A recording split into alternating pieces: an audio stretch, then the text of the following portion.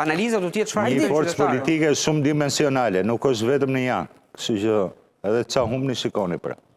Ardit, pse nuk është në rendin e ditës që ta mbyll pak të diskutimin për seancën e nesërme? Histori, më së shumti për të pasur kredo politike tek ndërkombëtarët apo tek Donald Trumpi, është dukur sikur Partia Socialiste apo vetë Zoti Rama ka dashur të nxjerrë keq me çdo kusht Partinë Demokratike dhe opozitën. Pse them këto? Sepse nga dita që u miratua apo doli nga Këshilli i Ministrave rezoluta, e deri më sot nuk ka pasur asnjë hap procedurial që dokumenti të kalonte zyrtarisht në parlament. Në informacionet që unë kam, rezoluta do të kalonte nesër në konferencën e kryetarëve që është njoftuar 1 orë përpara mbajtjes së seancës. Ashtu siç thotë Deballa, aty do shpjegojmë arsyet se pse do ta kalojnë. Po vetëm për 60 minuta do bëhesh gjithë shpjegimi i rezolutës dhe fill mbasi të mbaronte konferenca kryetarëve, do të bëhej ndryshimi dhe më pas rezoluta kalonte menjëherë në seancë dhe aty miratohej. Pra, një nxitim që ose përsëritej ajo votë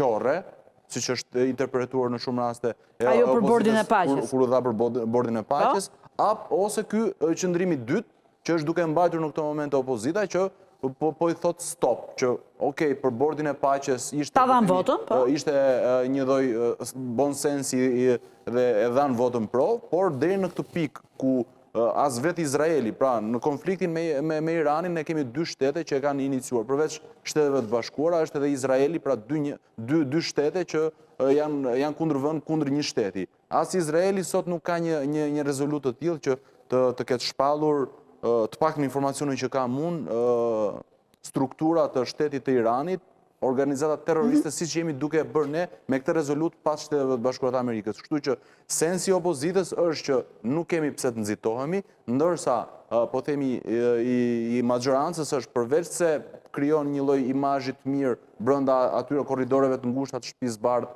ose ndoshta mund qelloj që e dëgjon ti shkoj në vesh Trumpit që ajo Shqipëria e vogël atje ka votuar pastaj Albania me Armenin.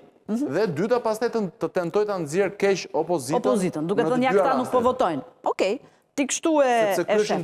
Po kalon nesër në seancë apo jo? Paktën në atë që unë e njoh procedurën parlamentare, sepse nëse do të ishte qëllimi i vërtet, vetëm i pari, pra që Shqipëria të rreshtohej në krah të Shtetit Bashkuar të Amerikës, edhe në këtë rast pas një lloj ekuivoki, procedura parlamentare do të ishte që gjatë këtyre ditëve do ishte depozituar, do të parashikohej që të futej në një seancë normale, ndoshta seancë gjatë javës së ardhshme, dhe pastaj parlamenti merrte kohën e vet edhe në diskutimet në komisione, sepse ndonjëherë harrohet, por zemra dhe thelbi i jetës parlamentare dhe kuvendit herë nuk janë seancat plenare, janë komisionet. Aty është jeta vërtet parlamentare, dhe nëse një ligj, një nisëm apo një rezolutë, siç është kjo, çfarë lloj dokumenti që kalon në parlament, nëse nuk kalon në mënyrë korrekte dhe nuk merr kohën e duhur edhe nëpër komisione, nëpër komisione, atëherë në seanca plenare është një dokument pothuajse i pavlerë, po themi, kalohet vetëm për kredo politike. Për asgjë tjetër. Kaso, një përgjigje shumë shkurt dua. Ky bojkot, unë po e quaj bojkot, jo se i quaj ta u lënë balla, po ose